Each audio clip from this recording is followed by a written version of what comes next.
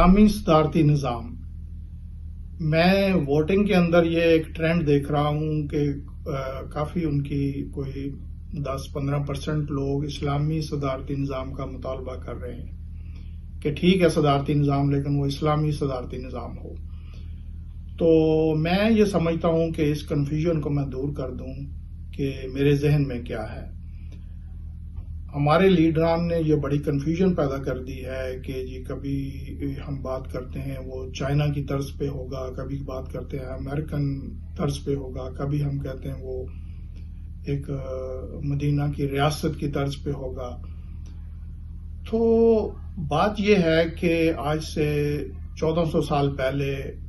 رسول پاک صلی اللہ علیہ وسلم نے جو مدینہ میں اسلامی ریاست قائم کی، اس کی بنیاد میثاق مدینہ اور خطبہ حجت الوداع تھا۔ انہوں نے سوشو پولیٹیکل اکنامک جسٹس قائم کر دیا، اس سے پہلے کوئی پیغمبر یہ کام نہیں کر سکے۔ اور اس کے بعد پھر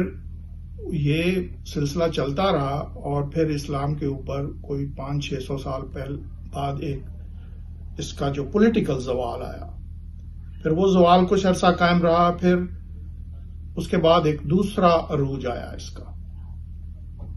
تو وہ دوسرا عروج پھر کچھ 100 سال پہلے اس کے اوپر بھی ڈاؤن فال آ گیا۔ تو اس دوران پچھلے 200-300 سال میں جو اسلام کا میثاق مدینہ کے جو پرنسپل تھے یا خطبہ حجت الوداع کے جو رسول پاک صلی اللہ علیہ وسلم کا جو خطبہ تھا، اس سے دوسری قوموں نے اصول وضع کر لیے اور اپنے آئین بنا لیے۔ جیسے امریکہ کا آئین، وہ اس میں بہت سی چیزیں جو ہیں وہ خطبہ حجت الوداع سے لی گئی ہیں کہ جس میں کوئی ترجیح نہیں ہے، ریس کی بنیاد پہ، گورے کو کالے پر اور کالے کو گورے پر سب برابر ہیں، جسٹس فار آل اور فریڈم، اور یہ ساری چیزیں وہاں سے لی گئی ہیں۔ اور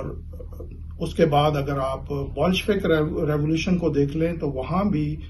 اور چائنا کے اندر جو ایک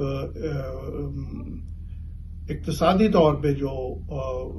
مساوات کا نظام ہے، وہ بھی اسلام سے لیا گیا ہے۔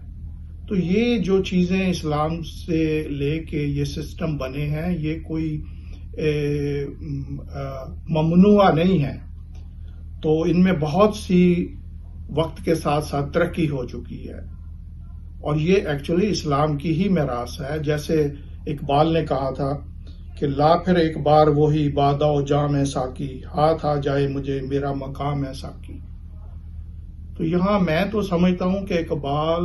آواز دے رہا تھا، خواہش کر رہا تھا اس امت مسلمہ کے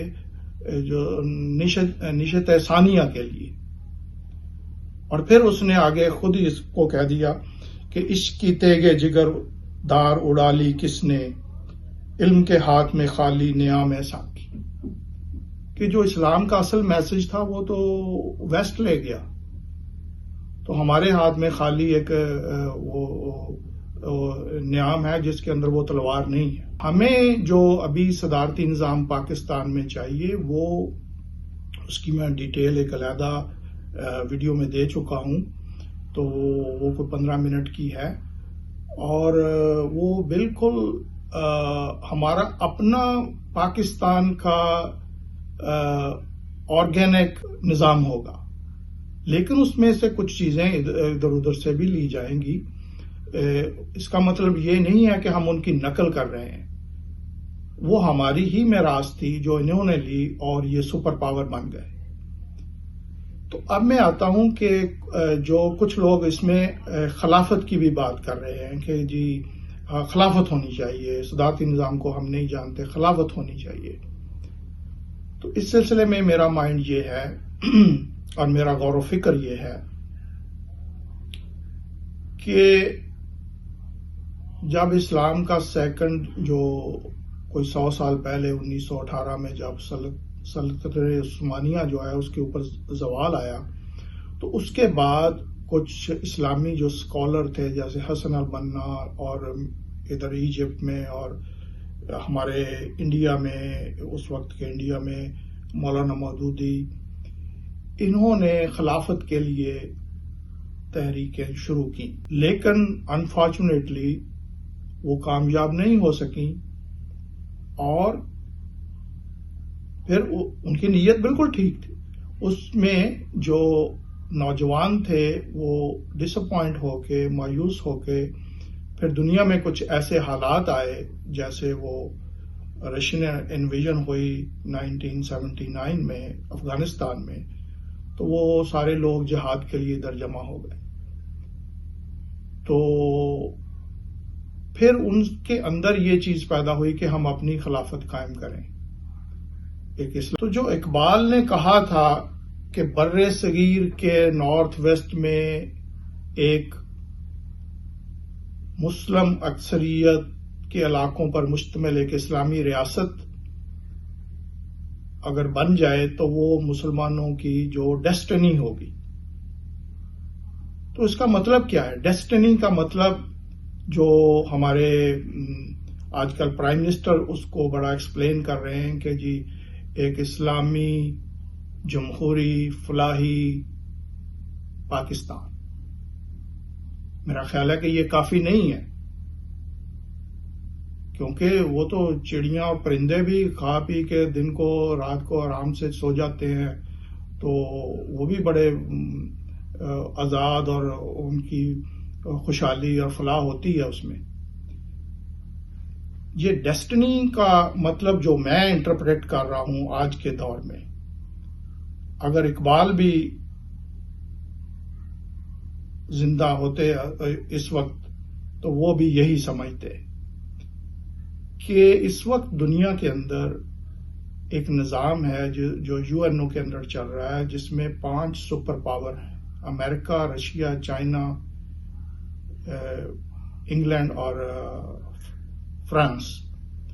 یہ سپر پاور کیوں ہیں؟ وہ اس لیے ہیں کہ ان کے اندر 6 پاور ہیں ہر ایک کے اندر، ایک کہ political, economical and social power, 3 یہ ہیں، اور 3 پھر اور ہیں کہ ملٹری، نیوکلیئر اور مسل پاور۔ تو اگر آپ اس کرائیٹیریا کو دیکھیں تو جو 60 اسلامی ممالک ہیں ان میں پاکستان ایسا ہے جس کے پاس 3 ہے، یعنی ملٹری پاور، نیوکلیئر پاور اور مسل پاور۔ اور دوسری طرف ہمارے پاس پولیٹیکلی ہم انسٹیبل ہیں، اسی وجہ سے ہم اکنامیکلی بھی انسٹیبل ہیں اور سوشلی بھی۔ تو اگر ہم پاکستان کا آئین ٹھیک کر کے ایک صدارتی نظام کے تحت اسٹرانگ فوٹنگ کے اوپر آگے بڑھیں تو ہم 10 سال میں اکنامیکلی دنیا کی پاور بن سکتے ہیں، اور پھر اس کے بعد دنیا کو خود ہی ہمیں پلیٹ میں رکھ کے UN سیکورٹی کونسل کی ممبرشپ دینی ہوگی، جو ویٹو پاور کے ساتھ۔ تو میرے نزدیک اقبال کا جو وہ ڈیسٹنی کا کانسیپٹ ہے، وہ آج کل کے دور میں وہ UN کی سیکورٹی کونسل میں پاکستان کا ویٹو پاور کے ساتھ بیٹھنا ہے، وہی مسلمانوں کی خلافت ہوگی۔ میں پرائم منسٹر سے گزارش کروں گا کہ وہ اپنا جو ویژن ہے اس کو، جیسے وہ خود کہتے ہیں کہ انسان کا ویژن بہت اونچا ہونا چاہیے، تو وہ کیوں اس بات سے شرما رہے ہیں؟ کیوں ہم ایک کلونیل مینٹلٹی سے باہر نہیں آتے کہ ہم دوسروں کے ساتھ ہی مل کے بڑے بننے کی کوشش کرتے ہیں؟ کبھی پہلے امریکہ کے ساتھ تھے، اب آج کل ہم چاہ رہے ہیں کہ چائنا اور رشیا کے ساتھ مل کے اوپر جائیں۔ تو کیا ہو گیا ہے مسلمانوں کو؟ میں یہ سجیسٹ کروں گا کہ پاکستان کے لوگوں کو، پرائم منسٹر کو، عمران خان کو یہ ویژن دینا چاہیے کہ ہمارا جو ٹارگٹ ہے، ہمارا جو گول ہے، وہ UN کی security council with veto power ہے۔ اس کے علاوہ نیچے ہم کچھ قبول نہیں کریں گے، اور یہی ہماری خارجہ پالیسی ہے۔ اور اس کے لیے ایک طرف تو ان کو یہ قدم اٹھانا چاہیے کہ یہ ہمیں صدارتی نظام چاہیے جس سے ہم پولیٹیکلی اسٹرانگ ہوں اور اکنامیکلی اسٹرانگ ہوں، اور دوسری طرف میں کہوں گا کہ پاکستان کو ایک دفاعی معاہدہ چاہیے، جس کو میں نے ایک اس کا ڈرافٹ کوئی 14 پوائنٹ کی صورت میں تیار کیا ہے، جس کو میں نے کہا ہے پیٹا، پاکستان، ایران، ترکی اور افغانستان۔ تو کیا مسئلہ ہے پاکستان کو کہ وہ جب انہوں نے نیگوشیٹ کیا طالبان کے ساتھ، یہ کرتے رہے، جب وہ ٹرمپ نے کہا تھا کہ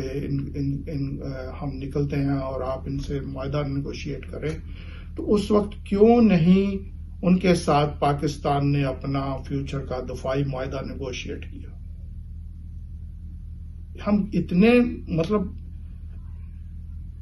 قریب دیکھتے ہیں، ہمیں دور کی، ہمارا ویژن اتنا چھوٹا ہے۔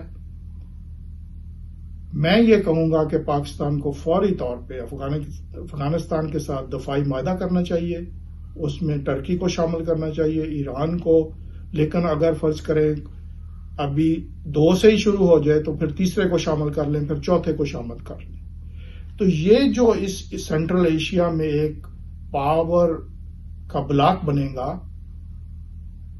یہ خود بخود کنٹین کر دے گا چائنا کو اور رشیا کو، اور اس میں امریکہ بھی خوش ہوگا، اور اس طرح ہم اپنی ایک حیثیت منوائیں دنیا میں، نہ کہ ہم دوسروں کے بغل بچے بنیں اور اس بات پہ خوش رہیں کہ جی ہم چائنا جا رہے ہیں اور ہم رشیا جا رہے ہیں۔ ہمیں ذہنی طور پر اس غلامی سے باہر نکلنا چاہیے۔ کچھ نہیں پاکستان کا کوئی بگاڑ سکتا۔ آپ کو اپنے جو اندر جان اللہ تعالیٰ نے جان تو دے دی ہے، پیدا کی ہوئی ہے، ایک آپ ملٹری پاور ہیں، ایک نیوکلیر پاور ہیں، ایک مسل پاور ہیں، 22 کروڑ کا ایک ملک ہے، تو کیوں ہم اس مینٹالٹی سے باہر نہیں نکلتے؟ تو میں یہ سمجھوں گا کہ یہ جو سینٹرل ایشیا میں جو خلا ہے پاور کا، کبھی اس کو رشیا فل کرنے آتا ہے، کبھی اس کو امریکہ آتا ہے، کبھی اب چائنا آتا ہے،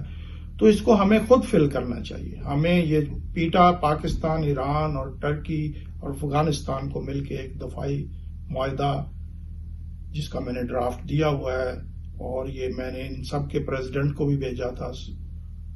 پچھلے سال نومبر میں، تو اس کو دیکھ لیں۔ اور باقی جو دوسرا یہ ویژن اپنا بچوں کو پڑھائیں کہ ہمیں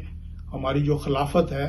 وہ یو این کی سیکورٹی کونسل میں پہنچ کے ویٹو پاور کے ساتھ، پھر وہاں پہنچ کے آپ کے سارے کشمیر کا مسئلہ بھی حل ہو جائے گا، افغانستان کا بھی حل ہو جائے گا، وہ تو حل ہو چکا ہے، میں کہہ رہا ہوں کہ فلسطین کا بھی، اور پھر کوئی بھی آپ سے کوئی پنگا نہیں کرے گا، نہ آپ کو کوئی نیچا سمجھے گا، اور اسی میں مسلمانوں کی عزت ہوگی، اور میں کہوں گا اسپیشلی پاکستانیوں کی عزت ہوگی۔ اگر کوئی سمجھتا ہے کہ پاکستانی کوئی ایکسپورٹ بڑھا کے اور یہ تغمے جیت کے اور ان کی کوئی عزت دنیا میں بن جائے گی، یہ ایسے ہی اپنے آپ کو دھوکہ دینے والی بات ہے۔ جب تک پاکستان سپر پاور نہیں بنتا سیکورٹی کونسل کے اندر، اس وقت تک پاکستانیوں کی یا مسلمانوں کی کوئی دنیا میں عزت نہیں ہے میرے خیال میں۔ اللہ حافظ، پاکستان زندہ باد۔